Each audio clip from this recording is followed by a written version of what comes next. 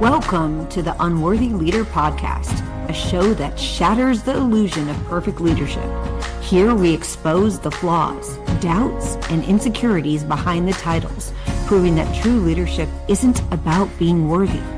It's about owning your unworthiness and leading anyway. If you're tired of the polished facades, you've come to the right place.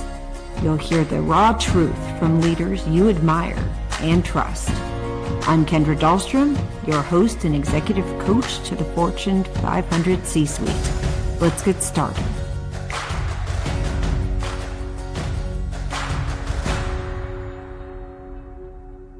Steve, it is a joy to have you here today with me on the Unworthy Leader Podcast. Steve Mellor is a former competitive swimmer and coach at really prestigious universities and with U.S. Olympian. He also runs a company called Growth Ready, which helps leaders unlock their optimal self. Steve, I know you can do a better job of introducing yourself than I can. It's really great to have you here, and please introduce yourself. I appreciate it, Kendra. Firstly, I have to acknowledge I'm so happy, excited, proud of you for doing this podcast. The world needs more Kendra Dahlstrom. The world needs more conversation around what it is you're providing to us around this unworthy notion that we wrestle with and that we deal with and we try to work through as leaders. I know I see it all the time in my work. So what a wonderful cause. I'm excited to be here just to serve that cause and that mission of the podcast. But in terms of who I am, for someone that talks for a living, the one thing I'm awful and always refrain from doing is talking about myself. So yeah, anyway, British born, Baton Rouge based is what I tell everybody now. And so I've been in Louisiana for about 12 years. I've been married to a gal from Louisiana for 6 of those years. We have a couple of British Cajuns now that run around our house causing chaos. And as far as I'm concerned, in terms of how I show up in this world now, as you said there in introduction, I'm an executive coach. I focus on what it means for an individual to not simply become their optimal self, but do the work behind pursuing that version of yourself. And I think we'll probably get into that as it's the pursuit of it where we really struggle with. We see this capability and this potential we have so often, and it goes unnoticed. It goes underserviced for some reason. And I think we'll probably get into what some of those reasons are today. So yeah, and that's why I thought you'd be such a great guest, is not only because I know your own personal story, I also know the kinds of clients you work with. And thank you for acknowledging the podcast. I will be fully transparent in that this is something I wanted to do since I first met you, which is almost 3 years ago now.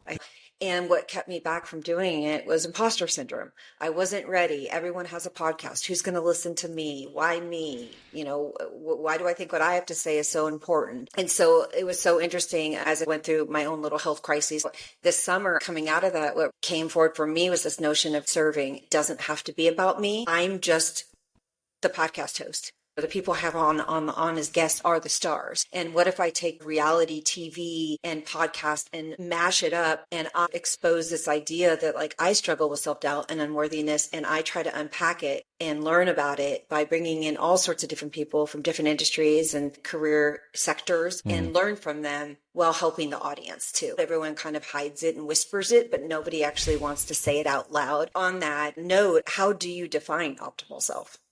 Oh, great question. So for me, it's a version of you that more likely than not, you've known for a long time that you've been too scared to get to know well. And so I preface it with that mainly because I believe if you sit down right now and say, okay, Steve, I think I have an optimal self, and I'm going to ask you to explain that and describe who that version of you is. And you're probably going to backtrack a number of years. You're going to mention something from a long time ago. Well, when I was this age, I always felt I could do this. I was capable of this. And then at some point, you've gone into the educational system, you've got your first job, you've been busy getting married, having family, all this kind of thing.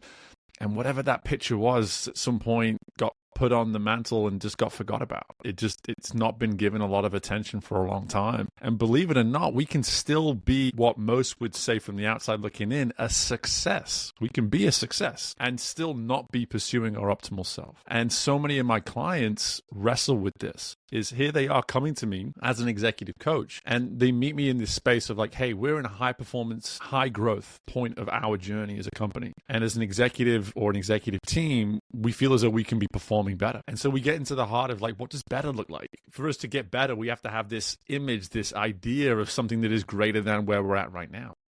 And then I get to go into because typically we don't get into the optimal self right away because it is much deeper, much more personal work. We start with some of these more general concepts of simply, what does it look like to get better? And then once you get a little bit more rapport and trust with the client, we can start to dive into the optimal self a little bit more. Like, why do you feel as though you're not showing up as a leader as your optimal self? What are you leaving at the door and been leaving at the door for many, many years to show up in this space, assuming that you don't need that stuff? It turns out you may actually need that stuff. In fact, that could be the missing ingredient for how you deal with everything that you're dealing with greater calm, with greater poise, with greater confidence. And so that's the beauty of this work, is that when we acknowledge that there is this sense of self that was probably created many, many years ago and for whatever reason got put on a shelf, hey, why not now? Why not start talking about and thinking about that version of self again if it has been a while since you last spoke about that person? I have so many questions. Literally fireworks going off in my head. The first thing I want to acknowledge is this feeling as soon as you mentioned optimal self and how it starts when you're younger and you kind of put it on the shelf. And why are you not showing up that way? The first thing that I felt inside of me was this essence of, oh my gosh, some things that I actually want to express to be my optimal self, I'm leaving at the door because I've labeled them as bad, like assertiveness or, bitchy. Like we label them these things. And so that was the first thing I kind of felt in my heart. I want to acknowledge that publicly, invite the audience to think about what they heard in that as well. The other piece I'd like to unpack with you is around the concept of when you decide to shelf these desires. We're not psychologists, but let's just your hypotheses and what you've experienced in your own personal life and work. What do you think the connection may be with that and like feelings of unworthiness or self-doubt as you move through the rest of your life with that on the shelf? Yeah, I think what happens is as individuals, we can become a result of the focus we put on results. Like when we focus on results and we're so result oriented, and I'll just really kind of shed a little bit of light on my journey as an Olympic swim coach. Is for me, here I was in an environment as an athlete first, and then I just kind of tripped and stumbled into coaching too. It was never the plan. I was a communication media degree. I had all this idea of broadcasting and media and all this kind of stuff. And I had surgery right after I was done with my competitive career. And as I was just healing from surgery, and I'd come by practice and check out the team, see how they were doing, I just started dropping some nuggets at athletes. And before long, I saw this connection. I was like, oh, wow, coaching. I never thought of this. This could be cool. And so I stayed and got a master's degree in management and kept coaching through that. And then 10, 12 years later, I blinked and, I've been coaching at the highest level of swimming for over a decade. And the whole time I was in that space, it's all about results. It's all about results. How fast did you swim? How much better did you get this year? And before long, you focus so much on the result that you stop thinking about you. You stop thinking about how even you get to the result, especially the costs that are associated with it.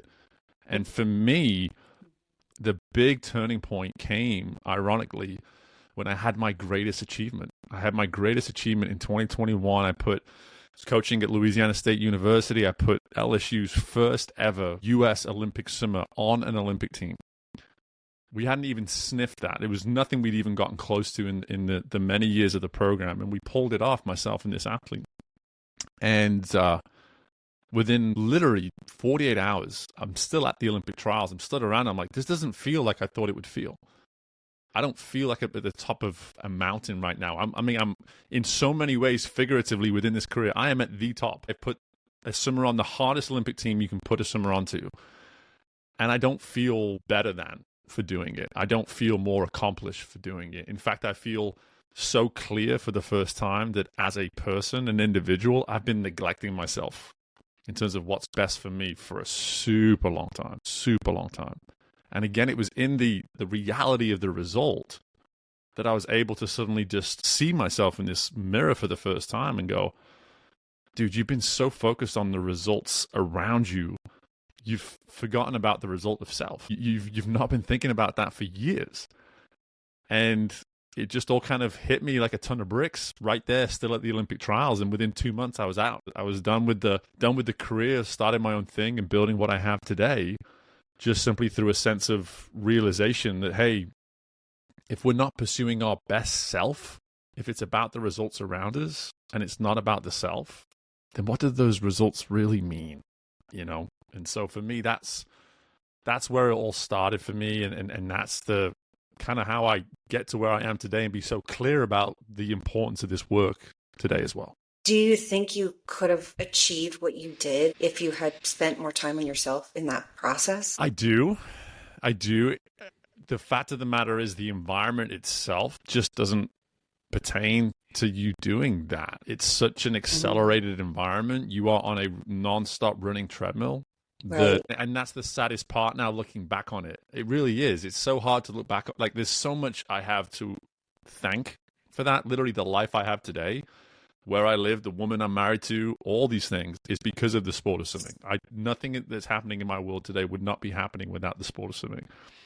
However, I get to now look back on it and see all the issues with it in terms of folks not operating at their best self in service of optimal performance. That can't make sense, right?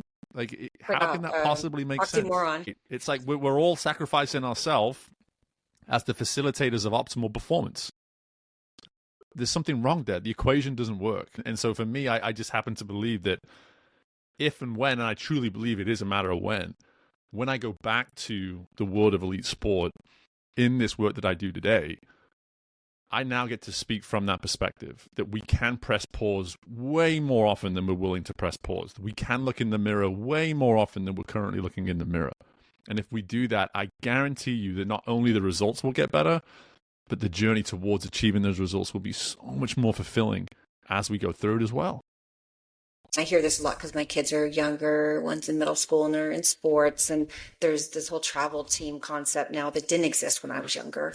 Do you think this whole idea of like hearing stories about kids that play elite travel ball or, elite swimming, and then they go to college and they just crap out their second year and lose their scholarship, do you think it's a result of what you're describing? It's all performance and no self?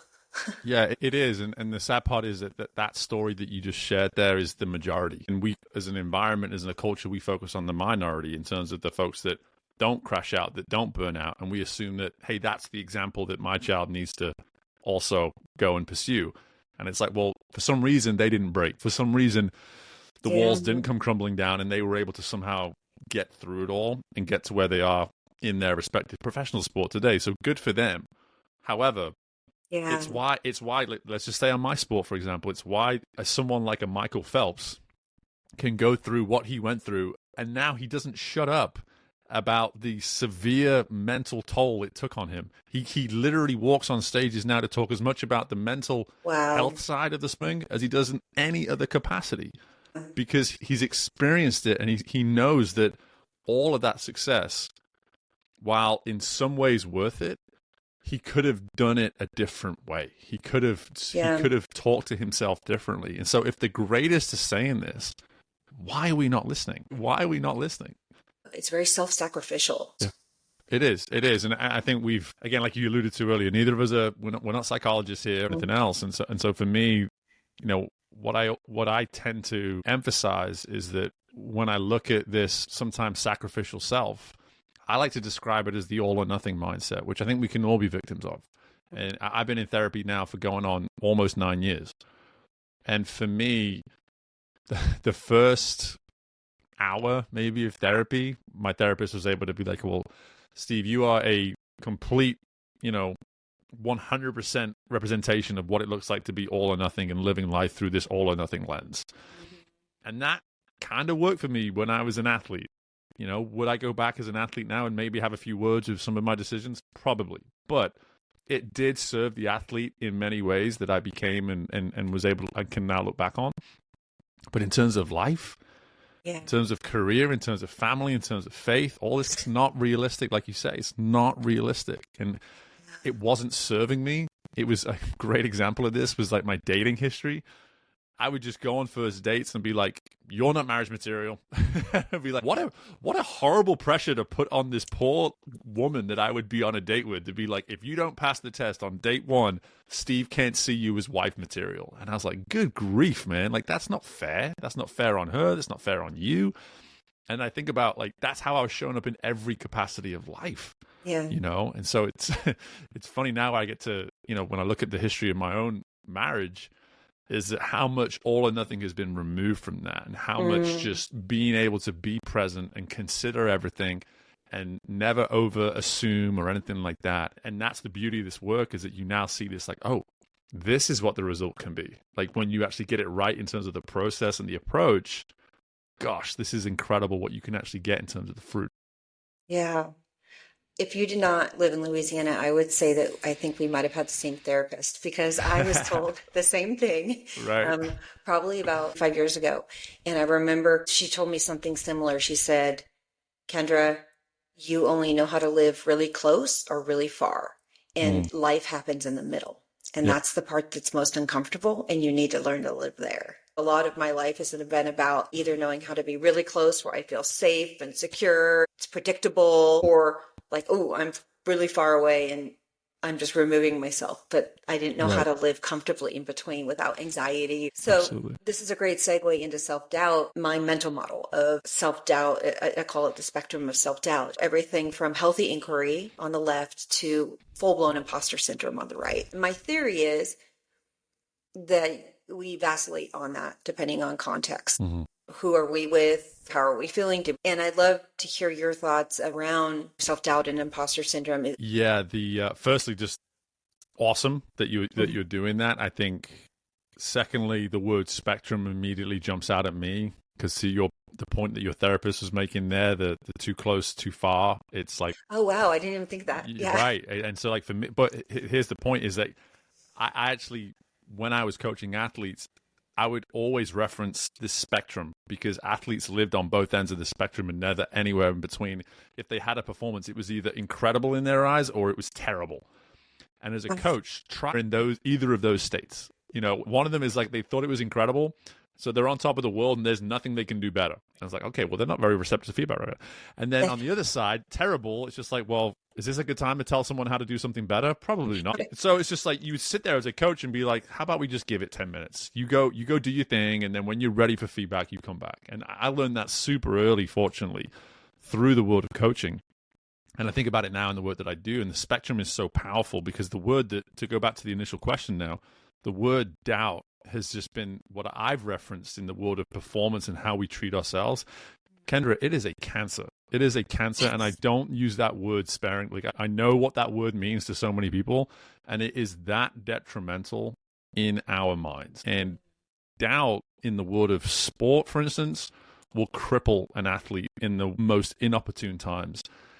And the hardest thing I've noticed in the business world, let's stick in the business world. In the business world specifically, is that as folks show up and we get so results oriented, if we can just qualify that the result is good enough, we're never going to do any work around the doubt that we're plagued with to get that result. And I can use my journey, in my short journey in many ways of entrepreneurship, is all on entrepreneurship is like 80% doubt. Like it's just this giant bag of doubt. And you just look at it every single day and you go, okay, am I going to go into the bag today? Or am I just going to try to figure out a way to distract myself? Now, any therapist and true professional in the psychological space will probably tell me to do some work around that. But I just want to acknowledge that that is how present doubt is. Now, what I believe in when it comes to doubt is that it's not something to necessarily overcome and never have ever again. I think it's unrealistic. I think we have to just kind of have this, it's kind of what I've coined as resistance in my work, is that we have this internal resistance.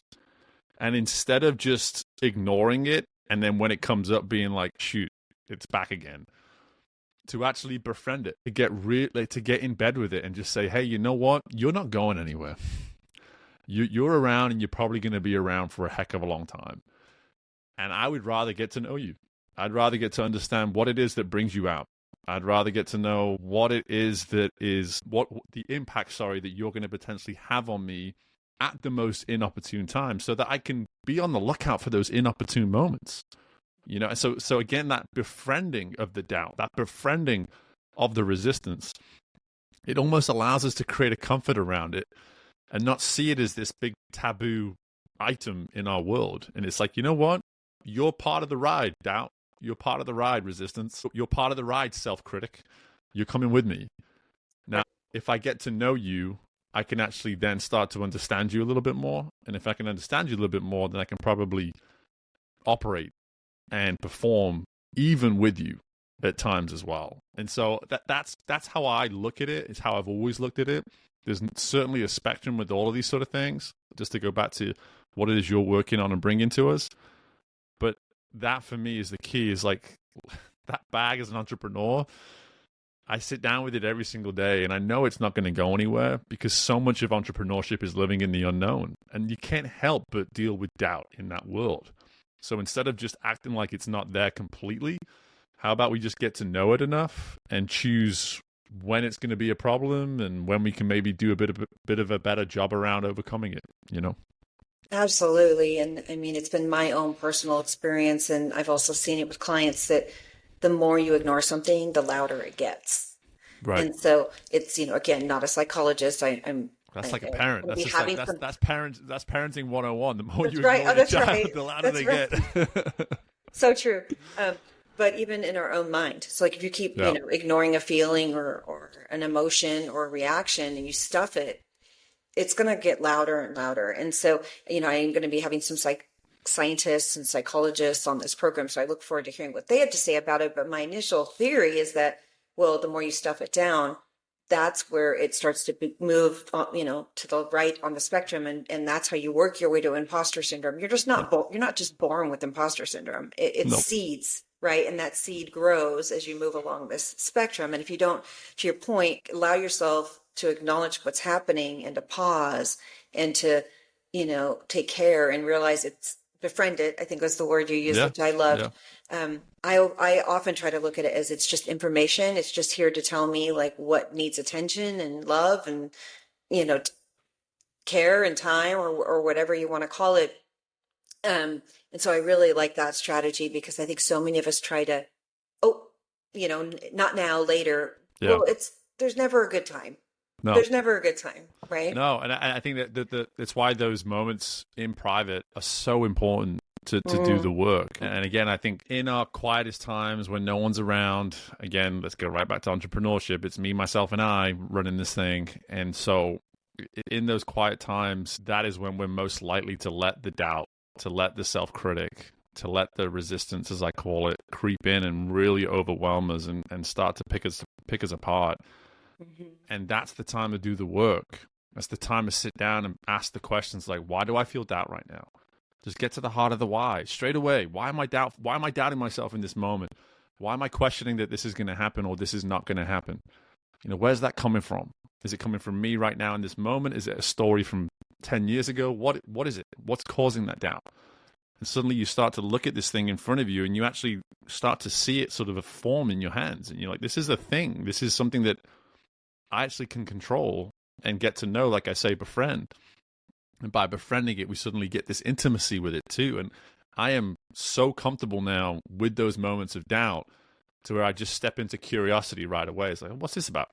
Where's this coming from, Steve? Why are we questioning everything right now? You were so sure 2 days ago that this is what you were supposed to be doing, and now we're not sure of any of it.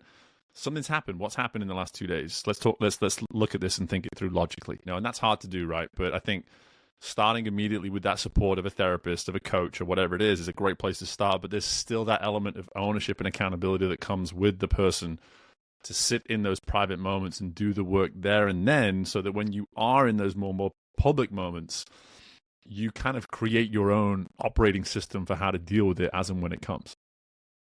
Yeah, that's such good advice. How do you work with leaders who come in once they hit this VP level, they feel like they're supposed to operate at a different standard and suddenly they're not supposed to have self-doubt, or if they do, they're not supposed to show it because they're worried about how it's going to impact the team? Yeah, I always look at leadership as just this step-by-step thing, and it's like you look at the next step and you go, I want to get there. And then you get there and you look down at the step you just came from and you just go, I felt like I had it all figured out down there, and now I'm just like, where the hell am I? What just happened? And so I wanted this, and now I'm here. I don't know what to do with this. And a big part of my sort of positioning and core focus now in the work that I do is I sit down with clients and I just say, listen, my hope in our work is that I'm going to position your people to be high performers within a high-stake environment. I like to put it that way. And the reason I put it that way is that, firstly, we focus on positioning the person. Like, where are you right now? Like, where are you in your career right now? But before we get too far along with like, how do I become a high performer in this environment?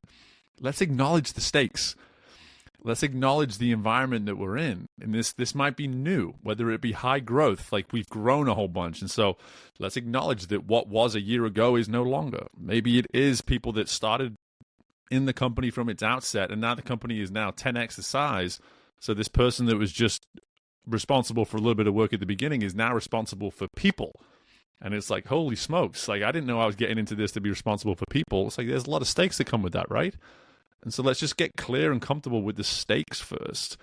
Define those before we start trying to figure out who we are and how we show up and what's best for us. And oh, that person looks like they've got it figured out, and I don't feel as though I have anything figured out. But for all I know, they may be dealing with the same story in their mind. They're just better at showing it. They're just better at hiding it, whatever it might be. So I think for me, when I think about the imposter component and these leaders that are leveling up, maybe at a rate that seems almost uncomfortable at times, how are you making the space to simply position yourself to acknowledge what's changing around you, what's happening around you, and how much are you absorbing that first before you even start about thinking about how you show up and how you influence it? Because getting to the heart, and this is what I love about the mission of the show, is how can we be an authentic leader?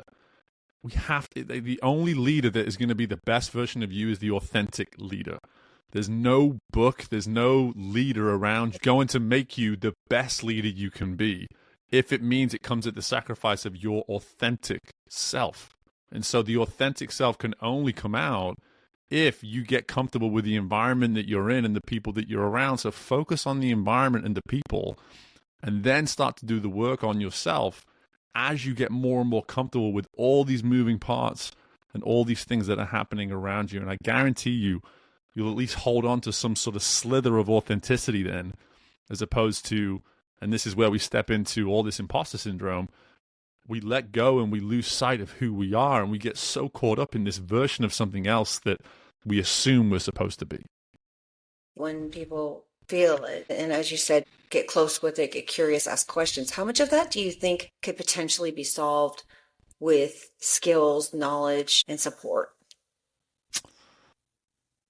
I'd love to put like a number on it. I mean, it's a yes and no, right? It's somewhere on that scale. Go out to the scale, right? But it's kind of low on the scale for me. Like it's important. Like you should go on a seminar and you should go do this course and you should read these books. They're super helpful and they provide you an opportunity for greater context and understanding. Mm-hmm. But the one thing, whenever someone recommends me a book, I always sit there and I go, "You recommending this to help me better understand something, or you recommending this because you're suggesting that there's something I need to work on about me?" And I'm just like, and so I'm always just like, I'm interested. And so typically, sometimes I'll even ask that question, like, what's the reason for the recommendation? And just try to get to the heart of that first. And typically it's more of the former than it is the latter, which is good. And kind of where I'm going with this is like, as you read a book and you go through a course, it's not about learning it to change who you are and become what it is they're teaching. It's about looking at it and saying, in this can serve me and allow me to keep doing what it is I'm already doing at a higher level. And for me, that's where the beauty of coaching comes in, right? I mean, people ask me all the time, do you do leadership training? And I'm like, no, I don't, because how Steve leads is not how you should lead. It's just not. But do I do leadership coaching? Absolutely. I come in and I sit down and we discuss concepts and I create a shared space where we can actually get to know the true issues that these people are dealing with and have conversations and be vulnerable around that. And as you know, Kendra, in our work, like that's where the real growth happens. But more than anything, that's where the likelihood of retainment and application long-term happens too, because people are owning the development of it. So again, to your question, like, how much does that education help us? It helps us, but we shouldn't be relying on that to become what it is we're trying to become. It should be a guiding principle. It should be some food for thought. It can help navigate a few things, but the work we're doing on ourselves and the ownership around that has to be the driving principle at all times. Yeah, so true. I've seen some clients where it very much is, I need to go get more knowledgeable about this topic before I can actually feel good about being promoted to VP. So I'm going to go get a certification on that and then I'll feel better. So I've seen it work very effectively when they take the time to get genuinely curious and whatnot. On the flip side, I've heard stories of people who are like, I'm just not ready to go and do this career. And he's like, what do you mean you're not ready? I'm just not ready Right. yet. Yeah, and it's that for me. It's always about the retainment piece. I mean, I don't know. I never want to assume that everybody, because I don't consider myself a great student, and I don't think I ever Mm, was. I may have a couple of teachers that would say otherwise, but the odds are the odds are not in my favor. Let's say when it comes to the quality of student that Steve was over the years. And the fact of the matter was that whenever I would learn something to pass something, I would not retain something. I was learning to pass. that I was your wasn't, goal. yeah, I wasn't learning to retain because I wasn't passionate about the work, most importantly. Now, if a leader is just like, hey, I know I need to do a better job at connecting with my people and communicating with my people, and I want to take ownership of that, and I want to go find my course, the likelihood of the education being more impactful, obviously, is greater in that regard. However, if that leader then says, hey, now that I've done the course, I'm better equipped, chances are every single month that goes by following the course, they are less and less equipped. Because at a certain point, if that was the goal, I'm doing the course to check the box, the retainment is so unlikely. And that's the Yeah. beauty of a podcast like this. Never mind coaching. Let's just talk about what we're doing right. Two people having a conversation like this, forcing people to think differently, and for someone to hopefully introspectively, as we're talking, say, dang, this British guy's talking about something that had I not just taken a moment and thought about this myself, I may not have had this kind of clarity around it. What do I want to do with that observation? What do I want to do with that awakening that has been provided because of this conversation? And that person immediately is so much better off than a person that just said, I've been made aware that I have this problem and I need to go do some training on it. It's two completely different approaches to the Yeah. retainment and the appreciation for the work. Yeah. Appreciate you calling that out because that's a really important distinction. Now that you Mm-hmm. say it, that's really helpful for me personally. I feel like you're probably a much better student than I am, though. So I'm gonna put that one out. I was the younger brother to a grade A student in my sister, and every single teacher that she had, I had growing up, and they would look at me Ugh, like, "You're Caroline's younger brother. We expect big things." I'm like, "Great, you're gonna be all super disappointed," because I'm like those subjects that she cares about getting the A in science and math and English, and it's like, I want to do sports studies, I want to do theater studies. She doesn't yeah. want to do those things. And I guarantee you, if we look at sport, if we look at getting on a stage and doing something, like, you couldn't compare us. And if you were to compare her the same way you learn from me, then you would be doing her a disservice. And that was what I lived with growing up, much younger. And Yeah. that's so much truth in that. And that you talk about imposter syndrome, it starts earlier than when we even know what imposter syndrome is, before we're even introduced to the concept. I definitely agree with that. If we go back to your swimming days, before you had all this wisdom you have now, how did you work through feelings of like nervousness or self-doubt as you were getting ready to compete? Yeah, it's funny. Like, preparation was just everything. And for an athlete, you talk about doubt. So many athletes will be able to appreciate this. Like, you can go through a training cycle, typical training cycle in an Olympic sport, say 3, maybe 6 months, depending on how you look at it. And the whole time you can almost be convincing yourself, like, I'm doing what I need to be doing. And then come that sort of phase of rest, and then you go into the big competition, and doubt really creeps in. It tells you everything about how you truly felt about your preparation. And it forces you to respect how you prepared differently so much more when you go into that next cycle. And that's how I would always assess what I knew was coming. I actually got really comfortable with that around the age of sort of 19, 20. I spent most of those teenage years, as most teenagers do, in that all or nothing, like I was describing to you before. It's either terrible or it's fantastic.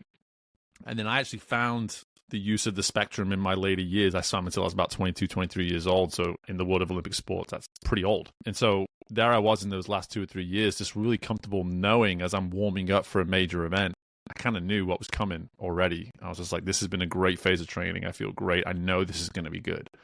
And there's no better feeling in the world when you're just sort of going into a competition being like, I don't know how all you feel about your preparation. I can just tell you that I'm going to be phenomenal today. Like, I know I'm going to be phenomenal based on the cycle of training I've had. And that's where we start to use the imposter syndrome almost to our advantage. We can use it as a teacher. We can actually come through a phase of doubt and be like, okay, doubt kind of crippled me during that competition, for instance. But what did that doubt represent? Well, the doubt represented some sort of breakdown of consistency in my preparation. So what do I want to do with that? Do I want to just assume that I'm going to get it right next time? Or do I really want to do some analysis and say, what was it that wasn't good about that? What is it that needs to be good about this next phase? And like I said, you talk about the wisdom. Like, I didn't see it like that. As I couldn't articulately just explain it the way I just did 20 years ago. But that's what I was doing. Like, for me, I was sort of playing this role of student and allowing the doubt to be a teacher. And it was helping me always learn how to better just execute my training cycles so that I would then be able to show up better. And then also know within the training cycle that, hey, no matter what I do from this point on, because of what's already happened, it's going to be a really tall order for me to get to where I want to be at the end of this, and find comfort in that, and not like use that as a way to start scrambling and overwork and do too much, but just sort of know what might be coming and then say, okay, now it's about making the best of a situation that's not ideal, So that's, again, going back to your word spectrum, that's what I love about it. It's like we can play and dance on that spectrum when we allow ourselves to befriend the doubt and then get so comfortable with it to where it becomes a teacher potentially for us as well. It's so helpful because I know when I personally have worked with some leaders, so they say, well, I never feel doubt. But I think there's probably not a human being that has, at some moment does not have doubt about something. You know what I mean? Mm-hmm. But you've got some kind of doubt. And so they really double down on that and stonewall. And it makes it hard because then they're not coachable. We both know how that can go or doesn't go for that relationship. So that can make it really challenging. I like these ideas that you're putting forth, because my hope is that through this podcast and conversations like this, we can start to normalize it and start to make it not such a stigma with this idea of imposter syndrome or self-doubt, or even the feeling of like, gosh, I just don't feel worthy of this promotion or this award I got, or great opportunities to stop and look at, why am I feeling that way? Like you said, get really curious. And then start to realize, is this an old story? Is this someone else's voice I'm hearing in my head? Is it because maybe that one time I actually did connive to get a promotion and I never really dealt with that? I didn't come clean and now I feel guilty about this one.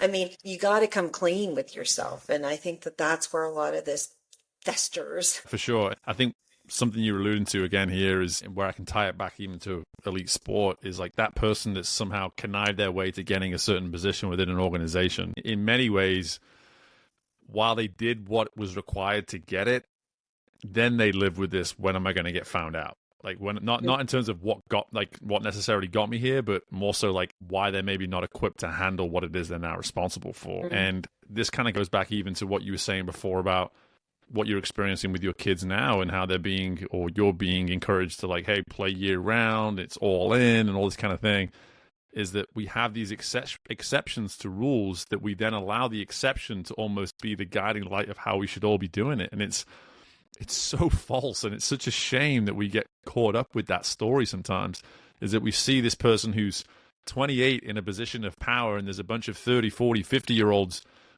who are their direct reports. And it's like, man, if you do it the way this 28-year-old did it, you should be where he or she is at that point of your career too. And it's like, no, that's the exception.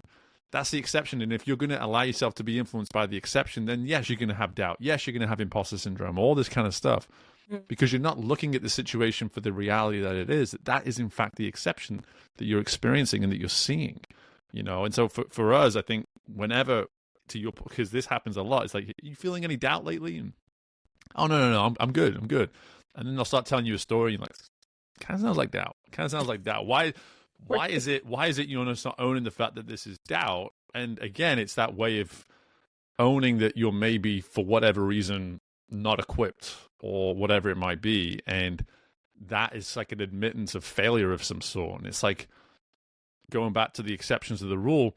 We have these 5-star high performers that can make it look like failure is not even a thing they ever experienced, but that is the exception. That is the exception. Again, Michael Phelps, you would think based on 18 gold medals, that guy never loses. That guy never fails. He has way more swims at the Olympic Games that were not gold medals than were gold medals. So it's just but are we going to call those failures? No, because we're focused on the 18 gold medals. This guy never fails. And so I want to be as good as him and never fail. It's just like, it's not realistic. He's the exception. He's the exception, you know? Yeah. Not failure, but learning. It's important to how we integrate the learning, what we're learning about ourselves in the moment and situations, and how we can change and adjust so we can do it better next time. Mm-hmm.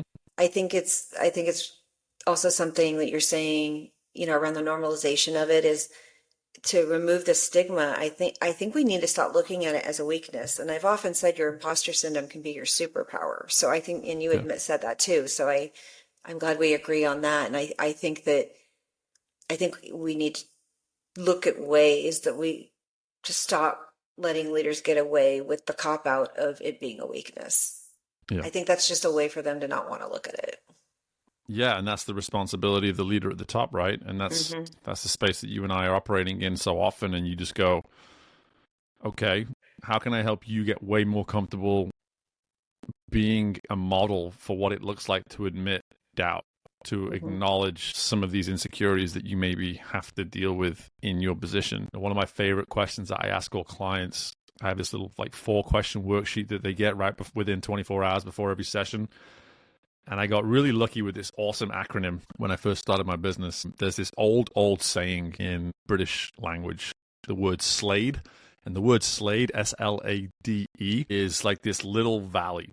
It's just a little valley. And it's an old-time word that is probably never used today. But I broke it down into stuck, lost, avoidant, doubt, and excuse. And it's like, so all 5 of those things can lead you into some form of a little dip, a little bit of a valley. And for me, I ask that question every single time. And the one thing I tell everybody is that you better never answer that question with, don't think I've got any of those going on right now, Steve. I'm all good. Like, if you answer that like that, we have no reason to meet as far as I'm concerned. We can skip today. And that's kind of what I tell them. It's like, you've already paid for the session. So if you turn around and tell me you can't think of one area in everything you've had going on the last 3 or 4 weeks where you're stuck, lost, avoidant, doubtful, or making excuses, then you're not paying attention and you're not doing the work. You're not human. Being able to put a question like that in, and someone very now and again, I'm just like, okay, you're just telling me now what I want to hear so that I don't tell you that our session's off for today. But for me, it's like that is where I try to put it front and center, is that if we're not discussing this in some way, shape, or form every single time we meet, then we're not doing a disservice to who you are as a human being, and we're certainly doing a disservice to your people and the culture of your organization if you're not owning this stuff every single time we meet. I like the fact that you make them own different aspects of what someone may call failure, as well as maybe different words that resonate with them, because I could see how in my own life, maybe stuck and lost, I could actually probably put the same thing. You know what I mean? It's just what word I resonate more with. So you're giving them that flexibility, and I'm sure you can learn a lot about people from getting those answers, as well as people who are resistant to putting anything on the sheet. And then when they finally do acquiesce, what do they go with first? Because that's obviously the one that they're more comfortable with admitting. And what's the one that they are like the least comfortable, like is stuck, like the worst thing possible, or excuse. Right. And again, that's the beauty of it. When I first came up with it, I was just looking for ways to make sure we always had something to talk about. And as I've built the business, I've really put an emphasis. It's the 3rd question every single time. And it's such an easy question for them, because the first 2 are more around what we discussed last time, what we need to discuss today. The last one's always about like 6 months from now. And then that one always, and the best part about it is the amount of times now as they've gotten familiar with me, they'll just say, Steve, man, I hadn't even thought about any of this stuff. And then your damn worksheet comes my way. And I see this question and I go, oh, man, for 2 weeks, I have been stuck. I've been really stuck, and I haven't even acknowledged it until I saw this damn question. And now I'm just like, all I can think about is how stuck I am on this one thing. So on one side of it, I completely agree with you. Like it is a way to get to know the client, and just like, which one of these 5 is the thing that is somehow least disarming for you, right? And then on the other side of it, it's this complete baseball bat over the head sometimes. I'm just like, oh my gosh, I've been making excuses about X, Y, and Z since we met. And I'm just realizing now that all I've done is kick a can down the road for 3 weeks. And now I have to own that and talk to you about that. And that's when you know you're starting to make those real sort of growth, those real steps of growth with the client, when they start to see it as a powerful insight and not a reason to sort of say, oh no, I don't want to talk about this. This is a problem. I've failed. Yeah. And I love that insight too from you, is like all 5 of those words could be synonymous with failure. But if I was to use the word failure and say, hey, how have you failed in the last 3 weeks? No one's going to answer that question. No one's going to answer that question, right? Yeah. And that's what I love about coaching, and I'm hearing that you do in your work, is there's really no question that a client can get out of.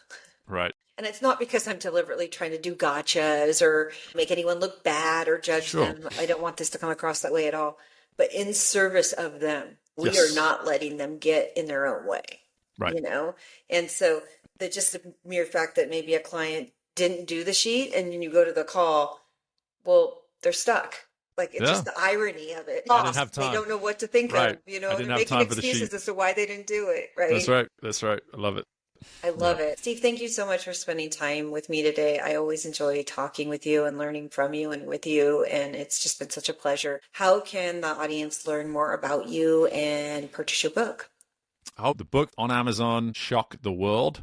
It's the story of the athlete that I referenced earlier, and then I pull in like 16, 17 stories from my podcasts, which you can find Growth Ready podcast, and that is on all platforms where a podcast can be listened to, YouTube as well. And then finally, I just love connecting with people. You can do that at Coach Steve Mellor on Instagram. You can find me on LinkedIn if you just search for my name. You can go to my website, Growth Ready, but honestly, website's there for the sake of a website, right? At the end of the day, I love connecting with people. So reach out to me through one of those platforms. If anything that I said to you was in any way resonated with you, I'd love to learn. Yeah, that's wonderful. And you do one-on-one coaching as well as team coaching and speaking. That's right. Yes, I am a professional speaker. I need nudges from my fellow professional speakers like yourself, Kendra, from time to time to remind me of that. But I am an executive coach for one-on-one group coaching. The group coaching stuff is something, and maybe you can relate to this, but until you actually start doing the group coaching, you can't even appreciate just how powerful it is. And I've actually gravitated more to that as much as the individual stuff these days. But yes, professional speaking is also a space that I'm now officially operating in. So, well, thank you so much for blessing us with your presence today. I appreciate having you here, and I look forward to having you back. Absolutely. I consider to take you up on that invite. Thank you, Kendra. A sincere thank you for tuning into the Unworthy Leader podcast, where we embrace imperfection as the leadership strength. I hope today's conversation challenged and inspired you to lead authentically. Together, we're breaking down imposter syndrome and redefining leadership through vulnerability and courage. For show notes, bonus content, and leadership resources, please visit theunworthyleaderpodcast.com. You can follow us on YouTube at The Unworthy Leader Podcast, LinkedIn at Kendra Dahlstrom. Until next time, lead authentically.